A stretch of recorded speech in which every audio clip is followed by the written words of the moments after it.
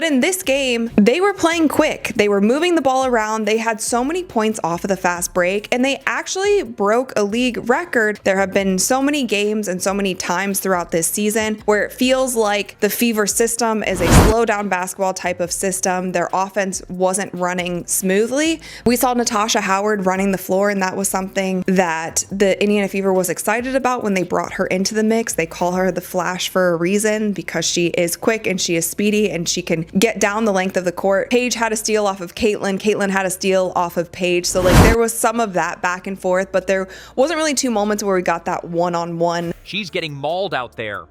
Paige Bueckers isn't holding back when it comes to Caitlin Clark and the WNBA refs turning a blind eye. But this isn't just another angry rant.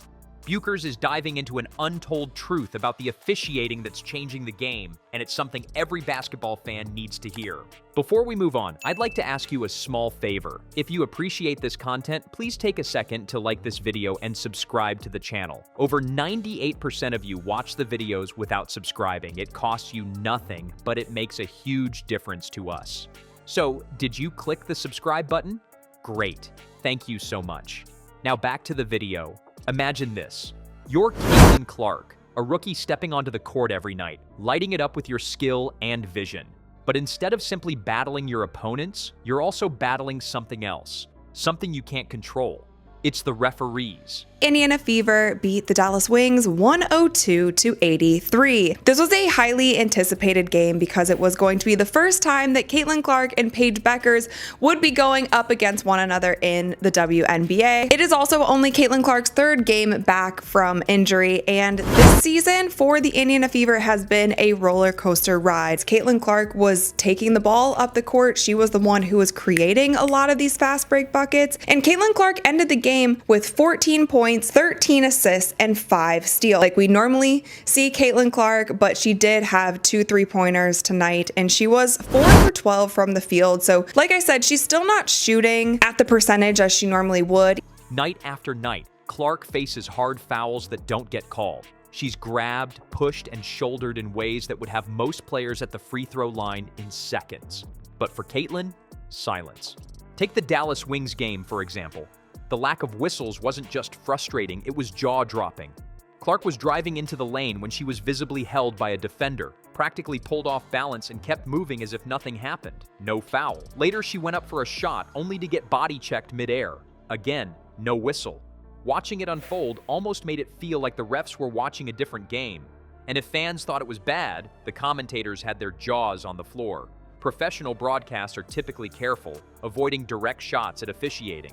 This time, even they couldn't help but call out the obvious, pointing to the blatant missed calls with disbelief. It was that egregious. This isn't just bad reffing on a single night, though. It's a pattern. Star players like Clark often get hit with physicality designed to slow them down. Yet instead of protecting those players, refs sometimes allow it. This was one of their best games as far as playing Fever basketball, which is a fast-paced style of basketball. They scored 64 points in the first half and then obviously ended the game with over 100 points. And you just saw the ball moving. You saw everybody running the floor. Like, I feel like at some point in time during the game, every player had a fast break bucket. She also had a big block, and that was also like a good momentum shift for the Indiana Fever. Moment between the two of them that I think fans would have gotten really hyped for. But I will say, if we are just looking at this game, if we are looking at where these two players are in their WNBA careers, maybe they think a higher standard of toughness should apply, but those decisions come with risks. There's only so much contact a body can take. For a player like Caitlin Clark, who drives the league's attention and future forward every game, this isn't just frustrating, it's dangerous. But the toll isn't only physical. Imagine the emotional pressure of performing night after night, maintaining an elite level of play while knowing you'll get knocked around and no one's going to blow the whistle. It's demoralizing. For Caitlin, it's like fighting a two-front war, staying healthy while carrying team expectations in a system that feels stacked. Yet, oddly enough, the loudest defense of her didn't come from her team. It came from someone completely unexpected. Paige Bueckers, the league's golden girl, just sent shockwaves through the basketball world. If you thought players like her stayed out of controversies, think again. Because when Bueckers spoke up for Caitlin Clark, it wasn't just a comment. It was a challenge to the entire system. The basketball phenom didn't hold back. calling attention to the blatant officiating inconsistencies that have left Clark vulnerable on the court. And here's the kicker. That kind of public criticism from a player of Bueckers' stature, practically unheard of. There has been ups, there has been downs, there has been times that we have been so confused on what is actually going on with this team. Let's talk about this Caitlin Clark-Paige Bueckers rivalry. This rivalry to me is a much better one than the Angel Reese-Caitlin Clark rivalry because Paige and Caitlin essentially play the same position. They are both at least guards. They played Fever basketball for, I would say, about 75 to 80% of the game. And we have obviously seen the style of basketball that we all know and love from the Indiana Fever, but we have only really seen it in short spurts. The way that the floor opens up when Caitlin is on the floor because of how the defenses have to adjust to guard her. That is the difference. Like, that is the difference maker between Caitlin and Paige.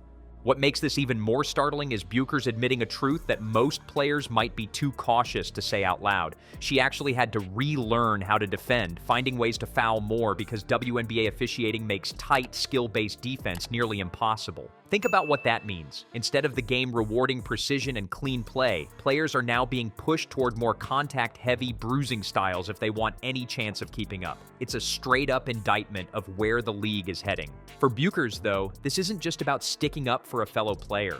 She's taking a stand for the game itself.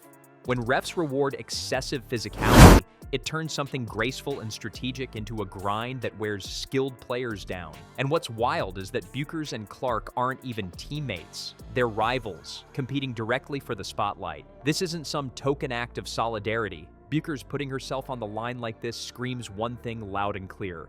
It's about fairness, not favoritism. What really drove the point home were Bueckers' words. She didn't mince them, saying players like Clark shouldn't have to carry the league on their backs while taking unnecessary punishment. Unsurprisingly, her comments have ignited a firestorm that's dragging older debates about officiating into the light. Players and fans alike are rallying behind her, seeing this moment as bigger than Caitlin or Bueckers. It's about pushing the league to value skill over physicality. With Bueckers now leading the charge, the question becomes, will the WNBA listen? Or will stars like Clark keep paying the price? This isn't just about Caitlin Clark, it's about the WNBA as a whole. When Paige Bueckers spoke out, she wasn't just asking for fairness for one player. She was demanding that the league protect its stars, the ones who make the game exciting to watch. If the refs can't get it right, what message does that send? This is bigger than missed calls. It's about the integrity of basketball itself. Bueckers' honesty has sparked something, but it's up to the league to respond.